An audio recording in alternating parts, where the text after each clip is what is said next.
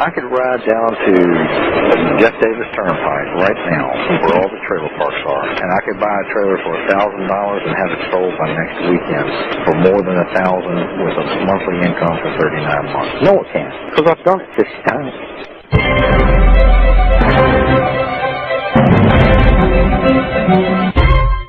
What you're about to hear is an incredible interview I did with a gentleman named Alan Miller. And what he has done is he's gone from dead broke to making $7,000 to $10,000 a month buying and reselling low-end trailer homes. In the next 50 minutes, you'll hear in detail exactly how he's done it, how he got to the place where he is, and I think you'll really enjoy an incredible interview and some incredible information on how to make money doing this very little-known business, buying and reselling trailer homes. Enjoy the interview. Hello? How's everything going? Fine. Okay, good. I was running a little late. It was my son's first day at school, so we had the first day at school ceremony. Yeah, wow. I was telling my wife, first day of many years. You've got probably kids grown up already, huh? No kids. No kids at all, okay. Are you married? No wife. No wife, no kids. Just a broken heart. A broken heart. Were you ever married? No. Well, you know what? There's some advantages to that, believe it or not. Well, yeah, I'm going to get married soon, I'm sure. How old are you? 41. You're 41. Okay, yeah, you got plenty of time. No, it's time. It is time? I'm tired of chasing it. Yeah, probably pretty rough, huh? You need a wife, a partner. Yeah. Well, believe it or not, you know how I found mine? I put an ad in the paper. That's what I'm going to do. Yeah, absolutely. There are some incredible internet services for meeting women. Some of my single friends, they're dating all the time. My sister's a pro at it. She hadn't met anyone. Really, I'm getting into it now. Okay, great. Well, I am recording, so you know that. And let's just shoot the shit and let's see what you got going. I remember when I talked to you, you bought some stuff from me, some Bill Myers stuff. Didn't you? Yes, I haven't seen it yet. You haven't watched it yet, okay. He's great. I know, that's why I bought it. I've been after him. Tell me, Alan, when we were talking, you told me that you were doing something with mobile homes. What I do, for a number of reasons, it's kind of like paper trading in the stock market. This is like paper trading real estate. It's not really real estate, but it's so little money that it's equivalent to paper trading. You buy an old, beat-up, bottom-tier mobile home. Now, when we say mobile home, anyone listening, we don't want to get confused with motor home like a Winnebago. No. A mobile home is a trailer. Trailers for sale. Yeah. Are they usually in a trailer park? Yes, mine always are. Are there mobile homes that aren't in any kind of parks? Yes, but then you have to buy the land. Okay, you got to buy the land. So a trailer park, the park owner owns the land. The person who rents out the mobile home, even if he owns it, he may own the home, but he pays a rental to the owner of the land. Yes, and the owner of the land then pays the water and sewer and taxes and makes a profit.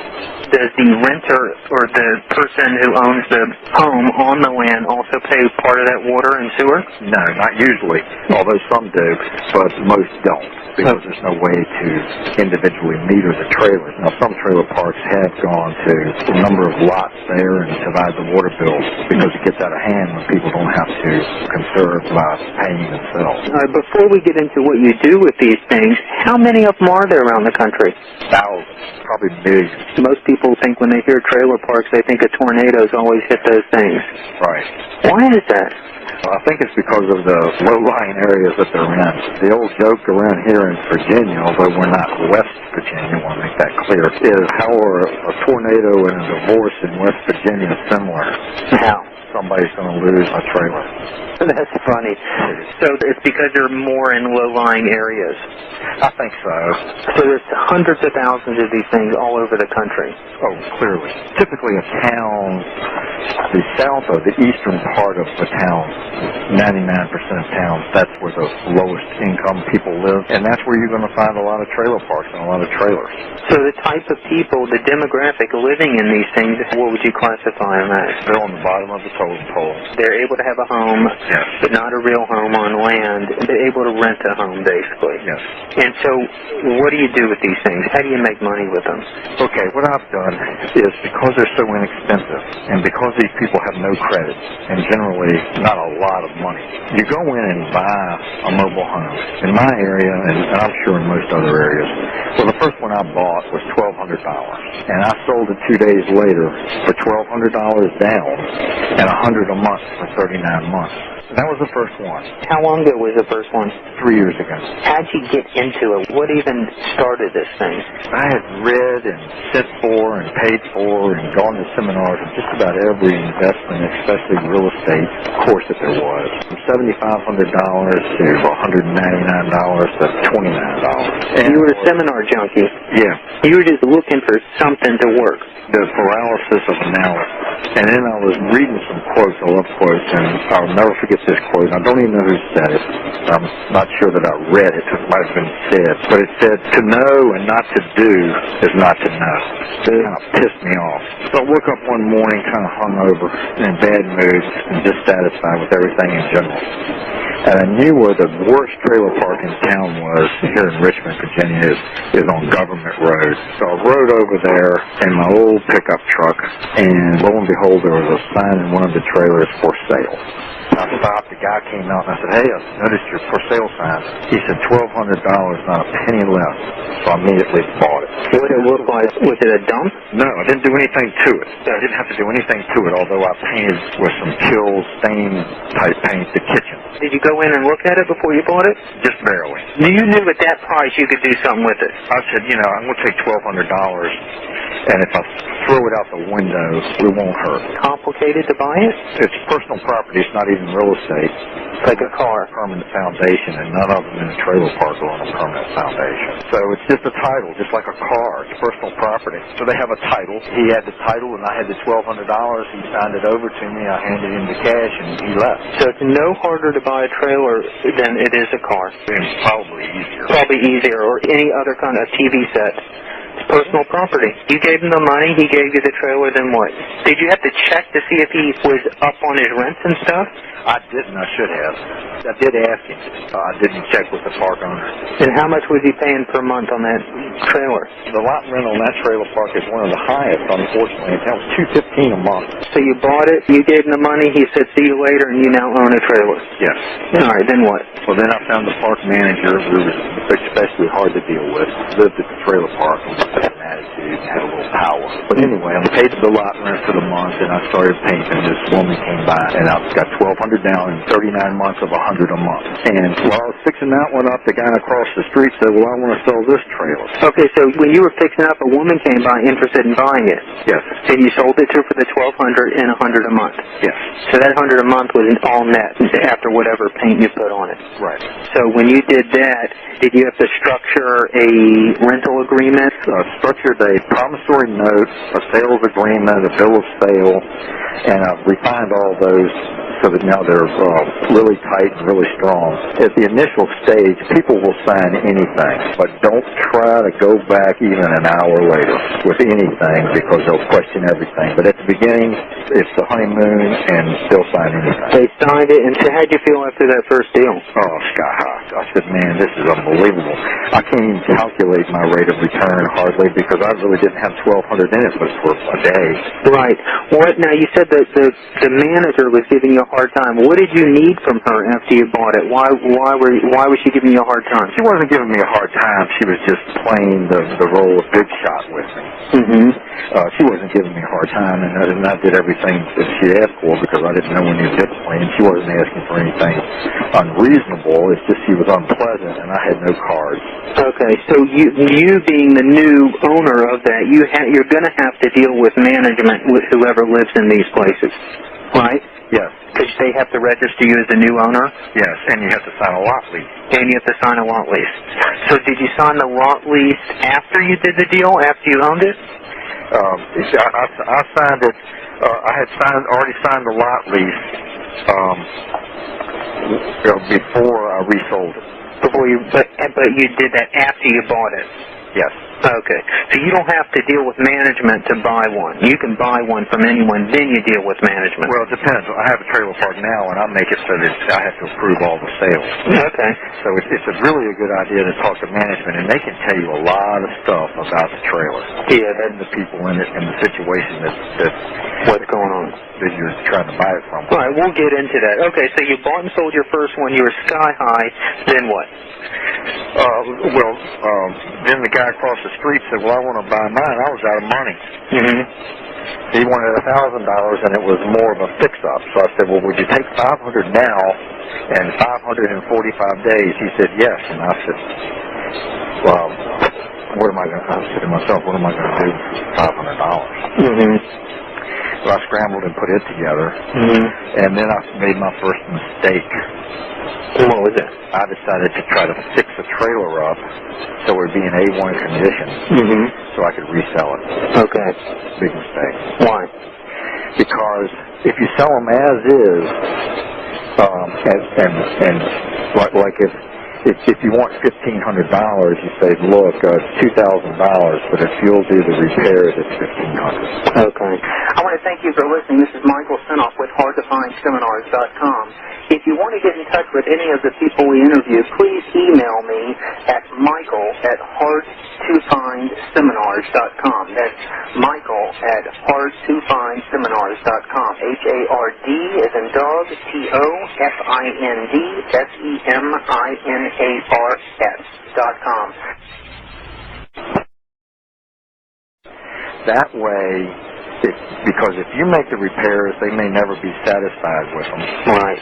And if they leave without making all the payments, you're going to get a trailer back if you made the repairs probably in worse repair than you gave it to them. Whereas if you do it the other way, where they make the repairs and give them a discount by inflating the price originally, you might get the trailer back in better condition, but they'll never complain about the repairs because they're responsible for it. That's right. They'll do the repairs. Yes. That's smart. That's rule number one. Never do repairs. Always buy as is, right? Yes. Okay. With some notable exceptions. The plumbing and the electrical. I found that if I try to sell a trailer to some people with the plumbing and electrical not operable or in good repair or functional, they never can seem to make it happen. Okay. They don't have the contacts, or they can't get it done. Yeah, you're going to have to do that. And then they try to live in there, and they have no water, and they have no electricity. And if it goes too far and the trailer gets condemned, then you have to have an engineer okay the trailer. Okay. They haven't invented an engineer yet that's going to okay an old trailer for occupancy. Right. Okay. So you never want to let it get to that point. Yeah, you've got to have it so that the utilities work. But as far as holes in the walls and broken windows and needing paint and needing carpet, forget it. Okay. So how long? Okay. So you bought it for you got $500 together. How long? You fixed it up, and then how long did it take you to sell it? That afternoon, the guy came through. The guy that I bought it from wanted to back out because we had it on deal on paper, but I hadn't given him the $500. Okay. So I sold it to a guy for $1,500 down and gave the guy $1,000 real quickly. Okay. But then I had to go to work making repairs, and didn't know what I was doing. I can't make repairs myself. I had to hire someone. It was hot. I felt like I had to know everything about the trailer. Let me see how the joists are and how the plywood and what type and what about the cabinets and what about the. You don't need to know any of that. Yeah. And the less about it you know, the better. Just take your time. Yeah. The bottom line is someone needs a roof over their head. Yes. And are most of these people in pretty desperate situations? Well, not all of them, but these first two were. Okay. And I didn't know any better. Okay. Then I went across town. This is in the east part of town. Then I went to the south side. And I got a trailer. And if you ride through a trailer park looking for trailers for sale, you probably won't see many. Okay. You got to get out, talk to the tenants. Hey, who's thinking about moving? And act like maybe you're going to move in. Okay. You know, dress that low key and drive something that low key and become one with the trailer park. Okay. Then and because if you go in there with any other attitude, like you're going to be buying trailers and renting them out, they resent that. Right. Because they're the have-nots. Okay. So anyway, I got a trailer in there, and then it dawned on me, I'm not making enough per month. Did you buy your third one? You bought one? I bought my third one. Yeah, how much? $1,000. And how'd you find out about it? Just talking to someone? Just talking to someone there in the trailer park. And someone was ready to sell? Yes. Okay. Okay, but now I'm thinking to myself, well, wait a minute. All these people, everybody's hot button is rent to own because they feel like they're going to be an owner. It's better than rent. Mentally, it's better to think that your money is going towards purchase. Right. All right. So I wanted to tie into that from my real estate courses. Okay. So I said, wait a minute. Let's forget about the price. Forget about talking to these people about price. Let's concentrate on them owning it and a monthly payment. Okay. Kind of like a rent-to-own center does. They don't talk about the price. They say, hey, for $25 for the next 100 years, you can own this washer. Right. So I said, the prevailing rent is $500, $550. For the trailers that are being rented. Okay. So the lot rent on this trailer park was $195. So that left me $300 to go up to $495, which was below what people were renting trailers for. Okay. And they could put $1,000 down, pay me $300 a month, and after 3 years, I made it 39 months, but I said just a little over three years, like a car payment, you'll own the trailer. Think back 3 years and all the rent payments you've made, and you don't have anything but rent receipts. But do these people know that that they could actually go out and buy a trailer for $2,000? They don't have $1,000. They don't have the discipline. There's a reason people are in trailer parks. Yeah. And typically it's drugs and alcohol. Okay. And they can't hold a job, and they make money, and they're dealing this, that, and the other, and they're doing odd jobs, and they're buying a car and reselling it. But there's a reason they're there. Okay. And so they even know at rent-a-center what the price is after they see everything. Right. But they know they don't have $1,500 for the big screen TV. Okay, but instead of paying a rent, they could pay a payment and own the thing after 3 years. Yes. And they also will probably treat it a little bit better. Yes. Okay. And you get your $1,000 down. And you get your $1,000 down, the same as okay. Now you don't have to talk about the price because 39 months times 300 with $1,000 down. Now you've got a 1965 trailer that you sold for $12,000, $13,000, $14,000. Yeah, 11,700 for 39 months at 300. For 39 months at 300 plus $1,000 down. Yeah. So you just financed it, and you sold the trailer on that you bought for $1,000 for $13,000. Right. And I have no money in it because I paid $1,000 and I got $1,000 down.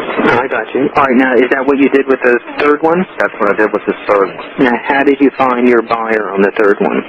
Well, I actually ran an ad in the trading post. A little, penny saver. What did it say?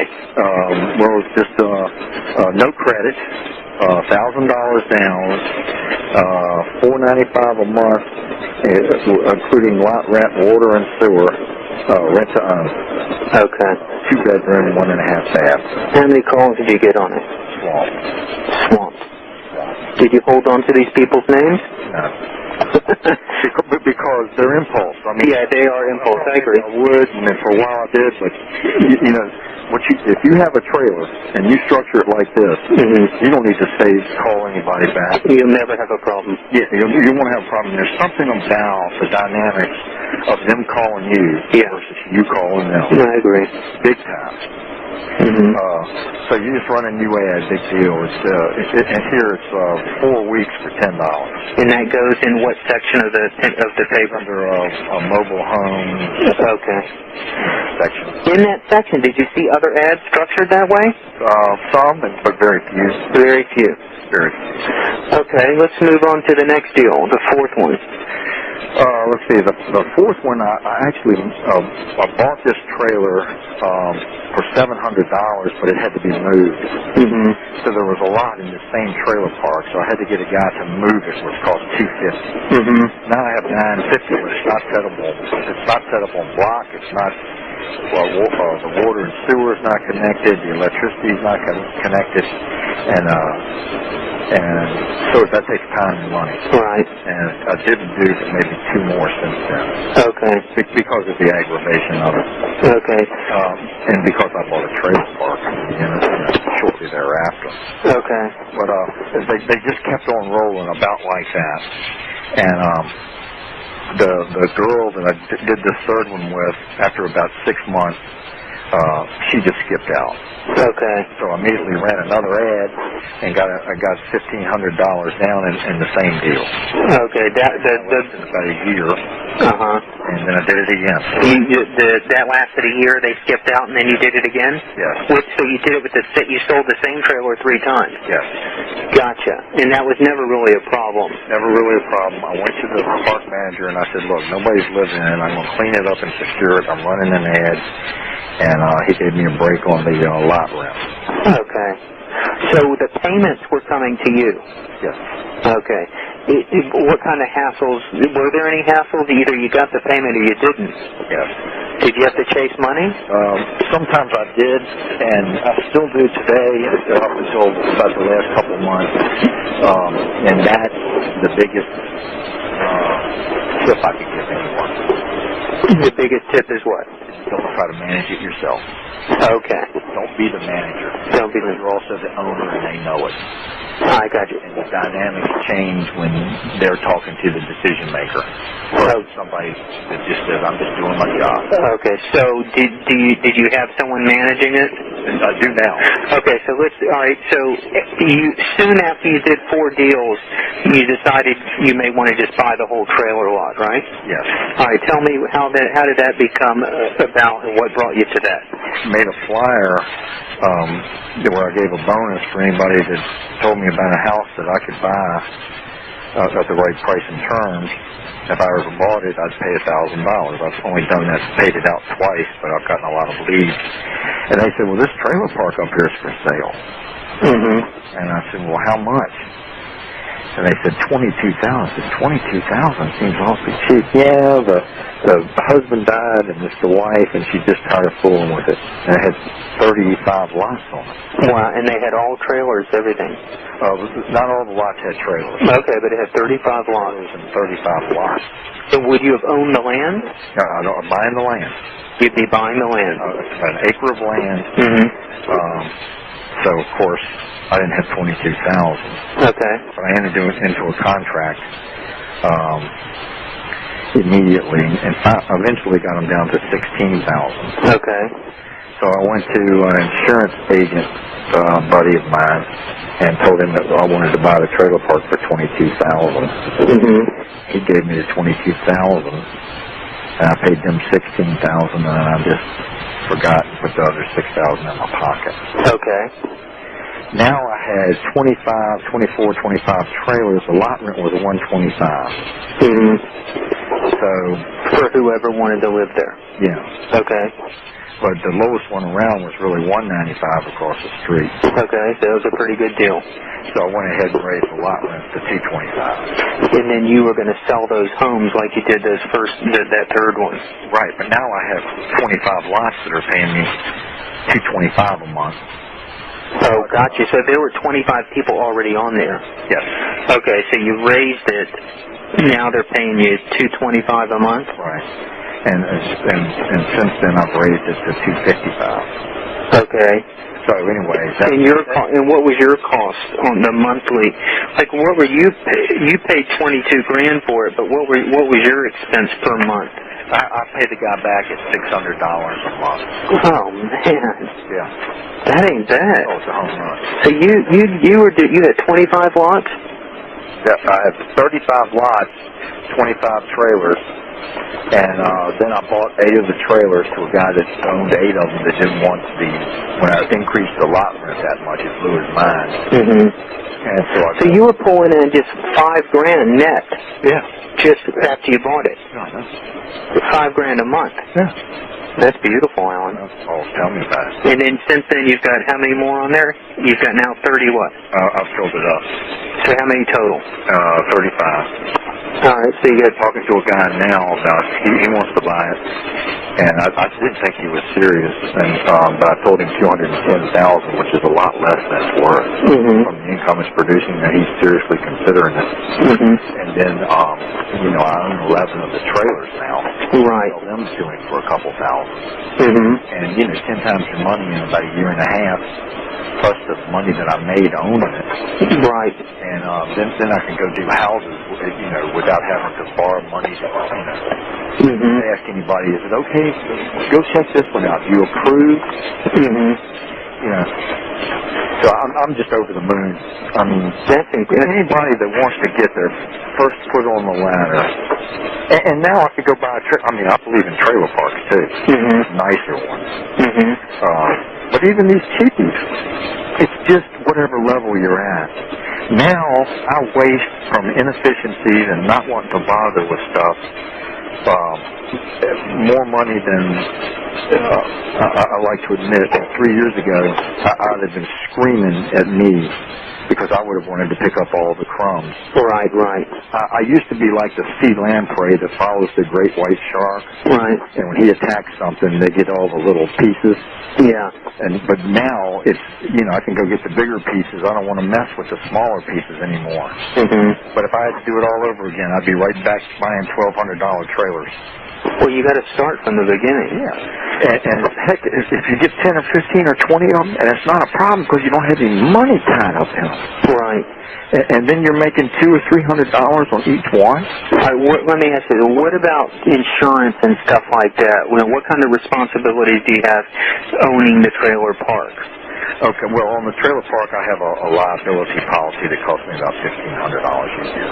That's not too bad. That's it? Not too bad at all. And it just covers my butt. And then I put it in a trust and let a limited liability company own it. Did all the fancy footwork on that. Okay. But $125 a month when you're bringing in $5,000, $6,000, $7,000 a month. It's just, it's like, they collect the trash, it's $120. The water bill is $600. Who cares? Do you deal with all those people? No, I don't anymore. I used to. It took all my time.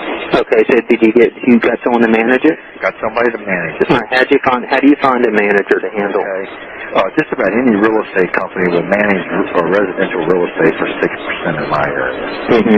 This is a trailer park, and everybody, looks down on a trailer park and trailer trash and all the jokes, Tin Can Alley, and trailer park trash, and I can't argue with them. But the point is, they want more to manage it. What do they want to manage it? I pay them 10%. Okay. They don't go collect. They have an office, bulletproof glass, because they have a bunch of slum property. And the way my lease is, the lot rent is $305, but if you pay on the first or before, it's $255. But if you don't pay on the first, now it's $305, and on the fifth is a $25 late fee. And invariably, I pick up that $50 discount that I offer and a late fee on 4 or 5 of them. Okay. But they got to go by that office by the first and pay, or they just send, or this management company just sends a notice filed through the court with the pay or quit, to come to court. And if they don't come to court, we get possession again of the lot and the trailer, and resell it and get those people out. So they have to come and pay the late fees and the court costs. Yeah, so your life changed. Once you got a management company, you paid them that stupid 10%, you don't have the headaches. At all. And it was a big mistake to go collect as the owner, because they'd all come out with problems. Right. Other than paying me rent. Right, yeah. So if someone was to look for a management company, what do you look in the yellow pages under management company? What you do is you want to ask around who manages a lot of properties. Every city's going to have somebody that's famous. Right. for managing a whole bunch of apartments in the south or east part of the town. Right. And it might be hard to find them if you ask around. Okay. So there was no manager on the property. The property's there, and there's a management company, and it's all done through the mail. Right. Because of the size of it, I don't want to use one of the lots. Right. Buying the lot at $255 times 12 months plus maybe a trailer payment. It's an expensive, and I don't want to be there anyway. Right. So the other 8 trailers, talk about what you did with those. Since the 25 original ones, there were people living in them already. Yeah. Well, let me ask, if someone moved out of one of the 25, did you try and do your sell deal where you put an ad in the paper to sell it to buy to own? Oh, absolutely. That was the whole one. I'm buying from people that move out all the time. They get a couple of months behind on lot rent with the late fees. That's $600-700. And they want to move out, and if I end up getting a trailer for free or for $300, and there's always somebody that wants it. It's not bad. This opportunity is available for anyone in any town or any city in the country. It absolutely is. And it doesn't sound like it was too difficult. Is the biggest thing it sounds like you overcame was your just confidence level. Yes, absolutely. It's just the confidence. The deals are out. I could ride down to Jeff Davis Turnpike right now, where all the trailer parks are, and I could buy a trailer for $1,000 and have it sold by next weekend for more than $1,000 with a monthly income for 39 months. No, I can't, because I've done it 50 times. Wow.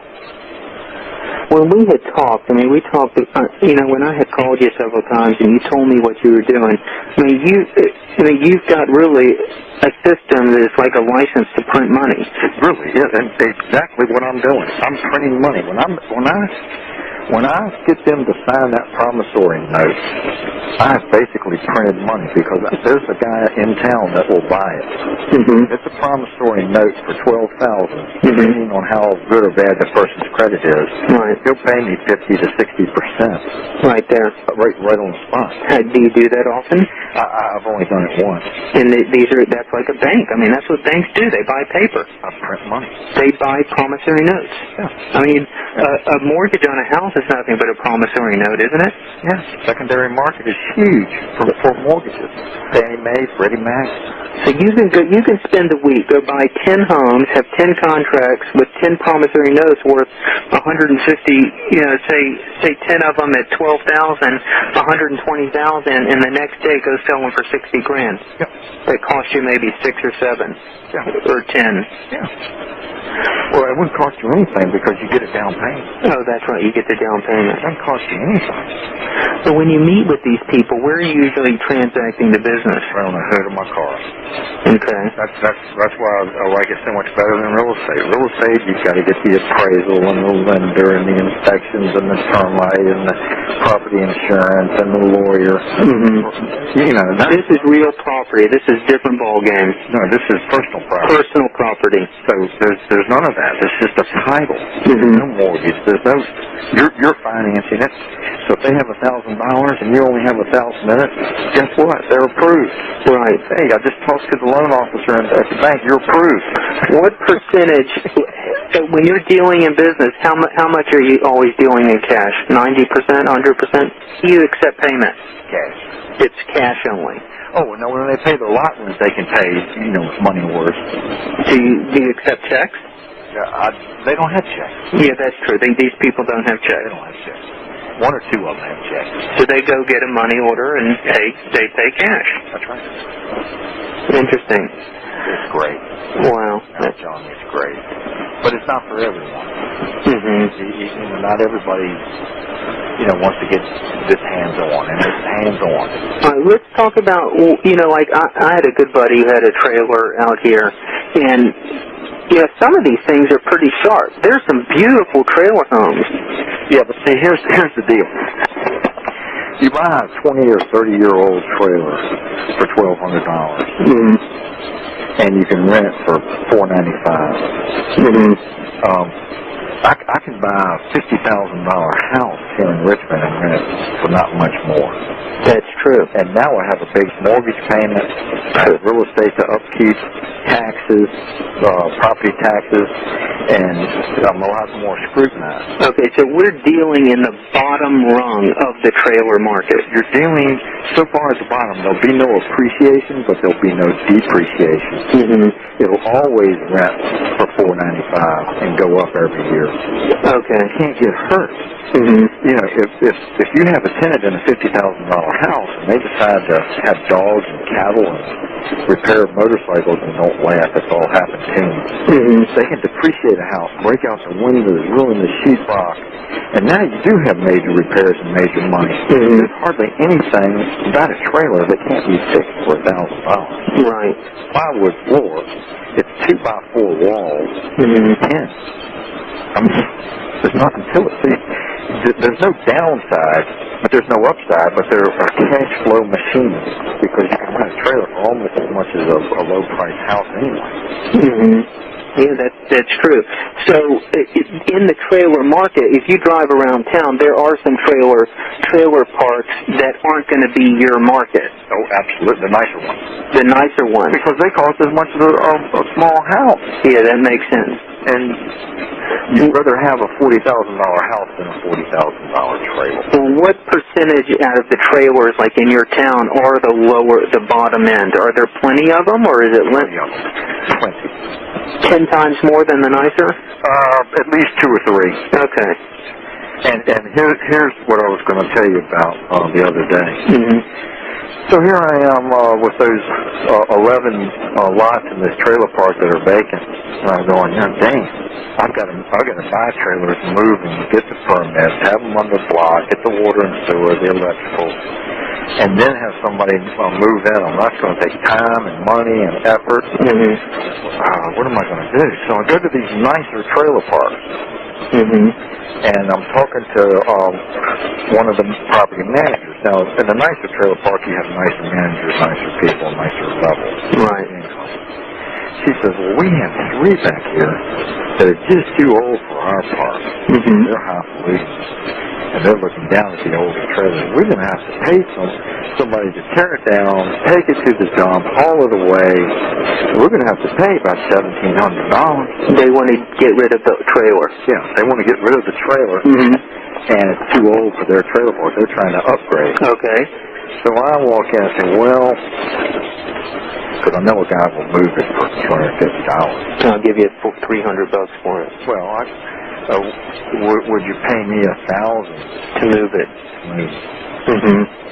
And then I get the guy to move it for $250. Mm-hmm. And then I get a guy in the trailer park to hook everything up and put it on block for another $250. Mm-hmm. Now I have a trailer for $500 that's ready to be sold, and well, I put the other $500 somewhere. Yeah. And I have to go in my pocket. And that's probably one of the nicest trailers now. Yeah, that's one of the nicest trailers. How many times? Now, you did that with your empty spaces? That's what I did with all my empty space. How many different nicer parks did you have to find to fill it up? 3. 3. You just went in there and just talked to the management. Yeah, well, what you say is that you're one of the guys that will, the older trailers, if they need to go be torn down and hauled away, you're one of the guys that does that. Okay, you told them you're in the business of tearing down the old ones and hauling them away. I'm not in the business of tearing. I'm in the business of disposing of your older trailer. Gotcha. Because you don't want to really lie to them. Right. Okay. And they tell you what they got. Yeah. And it worked. Did it work every time? Oh, every time. Because they pay me $1,000 or they pay somebody else $1,700. Mm-hmm. So it's a good deal for them. So it's a great deal for me. So okay. So let's talk about the cost to hire. So who do you hire to go move a trailer? Well, you just look under mobile home transport companies, and they range in price. And what's the range in price? Well, if you buy the place where they sell the new ones, they charge up to just their Oakwood Mobile Homes with National. Mm-hmm. They want $6,700 to move a double wide and set it up on foundation. Now these aren't double wides, of course. These are single wides? Yeah. Oh yeah, absolutely. How wide is a single wide? 8, 10, 12 feet. And how long are they? 60, 70. Okay. Okay, so and that's all you're dealing in is single wide. Absolutely. Okay, double wide, a whole different ball game. Yeah, and my lots are too small for them, and you know, now the numbers don't work as well because they cost more, but you can't rent them for that much more. Gotcha. Okay, so you got a single wide, and you find a guy. Some of these companies want. What about to move a single wide? Some of them will charge what, a couple Some of thousand? them will charge $1,000 to move them, and some of them will charge as little as $250. Do you think in any city you can find someone to move them for $250 or $300? Absolutely. How do they move them? What do they put them on? Well, that's the thing. See, even these tow truck wrecker companies, some of their wreckers are big enough. But they have an actual truck. I forget what they call it now, so I don't really use them that much. But it's actually made for hauling, for moving these mobile homes. They have hydraulics on them, and you know they're not like a wrecker. They just especially made for it. Okay. And but wreckers can do it, especially some of my smaller ones, the 50, 55 foot trailers. I've moved a couple of them with just a wrecker. Okay, and there's no wheels on these things. They're actually picked up off the blocks. Oh no, these are wheels. Oh, there's wheels on these things? That's why it's personal property. Oh, I see. Yeah. I didn't know there's on a double wide. There's no wheels though. Oh yeah. There's wheels on trailers. They eventually take them off and put them on a permanent foundation. And make it look like a house, but that's how they move them. Oh, they move them on wheels. Yeah, they don't move it as a double wide. They splits in half. Yeah. Okay. I see. So when they're moving it, they put wheels on this thing. Does it have axles built in? Well, if it doesn't, they have dollies that they can put it on. Okay, so it rolls like a car. Yeah, and you don't have to load it up on a flatbed or anything. I gotcha. I want to thank you for listening. This is Michael Senoff with HardToFindSeminars.com. If you want to get in touch with any of the people we interview, please email me at michael@HardToFindSeminars.com. That's Michael at HardToFindSeminars.com. HARD as in dog, TOFINDSEMINARS.com. Okay, so the bottom line is, you shop around, do your homework, you can move one of these things for $250. Yes. Now, what comes with the move? Do they unhook it, hook it, and then hook it back up, or is that different? No, they just move it. They'll move it, and will they put it in the exact spot where it needs to go on the lot? Within an inch of where you want it. Okay, and then you got to call who to come hook it up? Okay, well then every trailer park, most of them are blue-collar workers. I mean, they're going to be masons and carpenters and plumbers. Who live in the place. Yes. And those are and that's who you want to do the work. But don't do it as an offset of rent. Do it, pay them cash. Right. And that's your cheapest way. So you ask around who can do this, who can put it up on blocks for me. Okay, you never failed to find anyone. Never. I mean, it's just too ordinary. Well, once the moving company moves it, what does it take to set it up on blocks? You have to jack it up or something? Jack it up and put a block under it, and you jack up the other part. I have two 4-ton hydraulic jacks, and that's all they use. It's no big deal. Okay. And now, what about hooking up? Are you hooking up any gas or water? Well, there's no gas to hook up. As far as the gas line goes, it's the propane tanks. Oh, it's propane tanks. Okay. Depending on how they heat and how they cook. Gas stoves, and some of them have gas, furnaces. But those are delivered by the gas company and filled by the gas company and paid for by the tenant. Okay, what about water? Is there a hookup for water? There's a hookup for water, and just about everybody in the trailer park but me can hook them up. Okay. And the sewer, the same thing. Okay, so the sewer is basically a tube that goes from the toilet down into the sewer. Yeah. It's just a sewer line, just like a house has. So what are you paying for a guy to come get get it on blocks and all that? $100? $100 to put it on blocks, and usually they'll hook up the water and sewer when they do that. The only thing that's left in is Virginia Power, and there's always a guy there. Well, not always, But that, in fact, that's the hardest thing because not everybody wants to fool or can fool with the electricity. But the electricity. yeah. And how does that? Is there a big plug? How do you do that? Well, I don't really know, how to explain it, but everybody seems to. You can eventually find whoever everybody uses. Okay. What's that going to cost you to get the electricity? Well, it depends on the guy. I mean, I've had it done for as little as $75, and I've paid $200. But the bottom line is, it's like when someone moves into a house, they got to get their power turned on. Sure. And what about phones? Well, that's what I was on the tenant. That's the tenant. Do most of these people have phones in there? Well, nowadays everybody's got a cell phone. Okay. So yeah, that's no big deal. It's less and less of an issue now. Okay. You can, if you go talk to some of the nicer trailer homes, and you say you're the guy in the business of disposing them, and you can negotiate it where you'll save them money to dispose of it, quote, you end up getting a free trailer on your lot. That'd be the safest way to do it. Let's talk about any negatives, and obviously there's the good and bad about everything.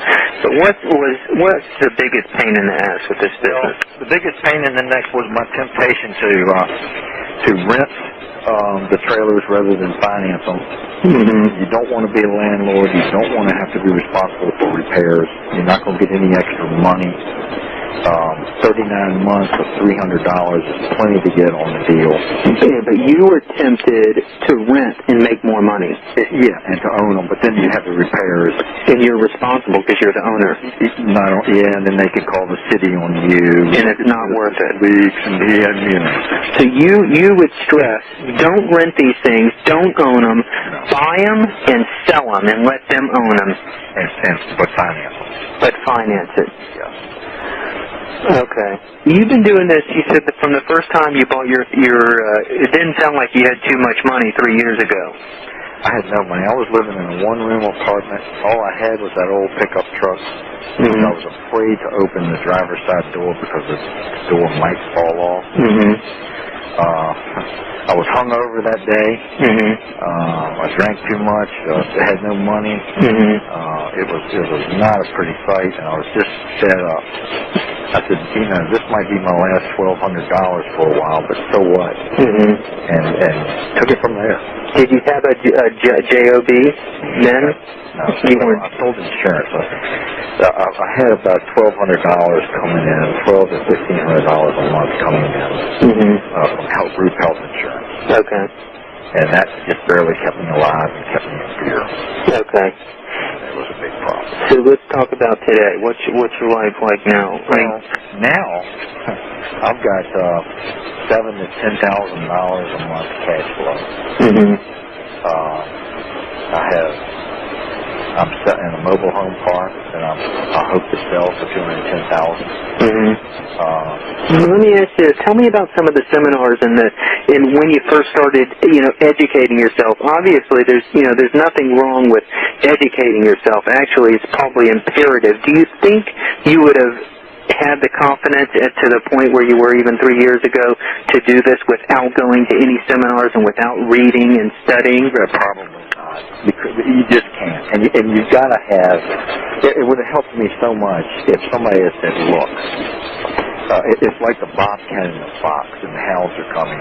The bobcat only knows how to do one thing, and that's run up a tree, so he does it instantly, and it's safe from the dogs. The fox has 15 different tricks and ideas. He pauses for a minute to consider which one the hounds are coming to eat. If somebody had just said, look, Alan, go to Government Road and buy a $1,200 trailer and resell it for $1,200 and 39 payments of $100. I did it, and you could do it.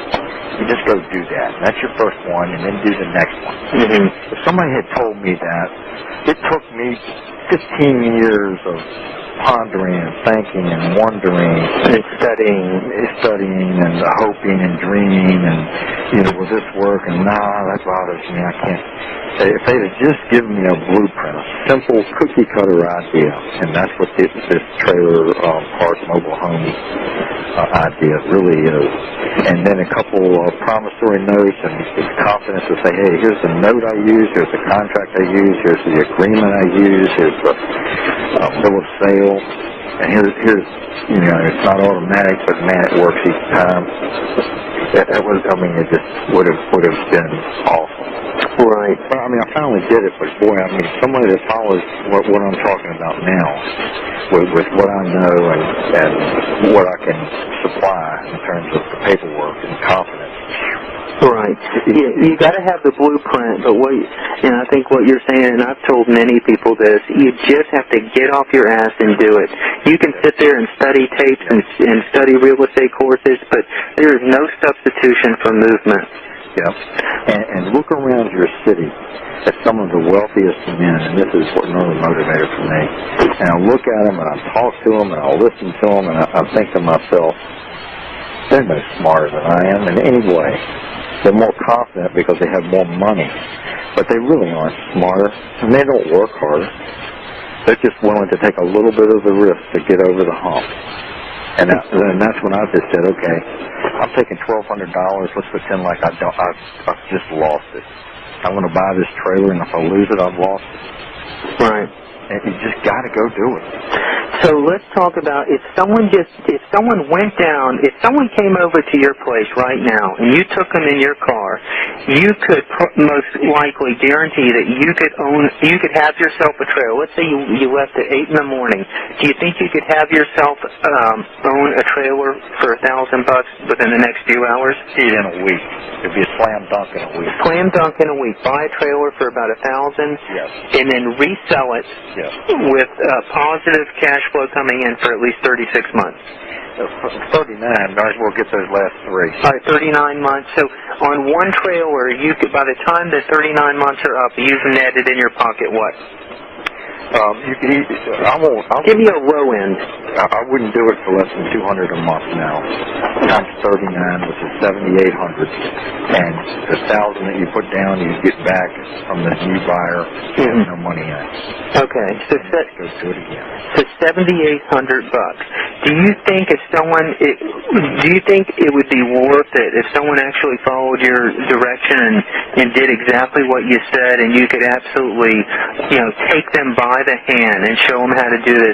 Do you think it'd be worth a couple thousand for you to teach somebody how to do that? I really do. Okay. I would have paid it. Well, look, we talked about putting a course together, and we've given a lot of information right here. What other information do you think someone else would need to know if we put together a complete course to teach someone exactly what to do? Here's what I needed to know. What I wanted to know. I wanted a guy to say, okay, go to Government Road and take a picture of the trailer you bought. Go to Government Road and take a picture of the road. Go to Government Road and take a picture of yourself and your truck and the whole trailer park. So I know exactly what you're talking about and how it felt and what it looked like. And then go to the next one. Here's the park. Here's the trailer. Here's my truck. Here's me. And this is where I went. This is the trailer I bought. Here's how much money I made. If that would have given me the confidence. Could you do? I sometimes wonder if they're going to a nicer park or doing something that I'm not, because I had no confidence at the time. I just couldn't make myself think that I could do it. Where else can you find trailers like that for sale? The laundromats all along this strip. Most of these people don't have a washer and dryer. And I've gotten some good tenant/buyers from putting up a little thing on the bulletin board in the laundromat.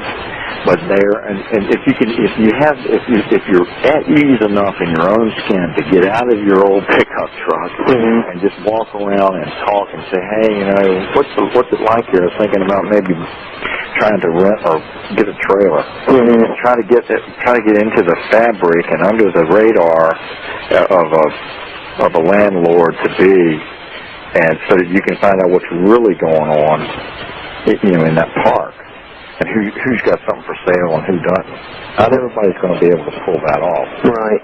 But I can. Okay, that's great. All right, so I kind of got off the subject. Talk to me about, for 15 years, have you been studying seminars and stuff? I used to stay up late at night and watch Making Money with Hal Mars and all the guys that came through, and I bought their courses religiously and, assume FHA loans. I just never had enough money to even put enough money down to be able to assume a loan. At least I thought it didn't. Okay. Now I realize that it really doesn't take money. It just takes nerve. 99% courage. Yeah, it's confidence. It really is. But I tell people you're not going to get that confidence for free. You got to pay your dues, and you got to do something to even get a little bit more confidence. Yes. And that's the thing. There's no way you're going to get the confidence without doing anything.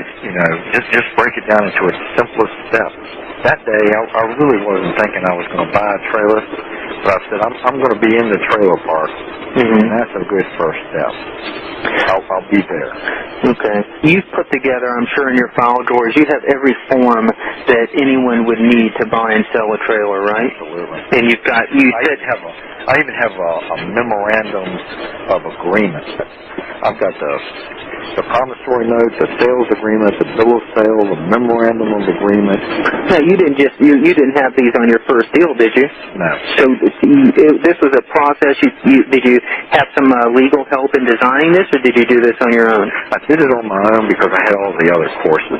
Okay. And then I just started adding things that I wanted. So you structured this thing. When you saw problems, you created agreements and contracts and whatever to solve these problems. Yeah. And I took all the clauses and all the contracts that I've ever seen that have teeth in them and put them into one contract. My lot rental agreement is 7 pages. Wow. And I get them all to sign it, and it has clauses in there. I even got a clause in there, and they never read it. And that's why I say they'll sign anything. It says if for any reason the landlord, that's me, decides at his sole discretion that the tenant/buyer is no longer desirable, they can be evicted immediately and without question. Great. It's just unbelievable. Yeah, and basically you have total control. Total control. I can just say you're no longer acceptable as a tenant buyer. They're out.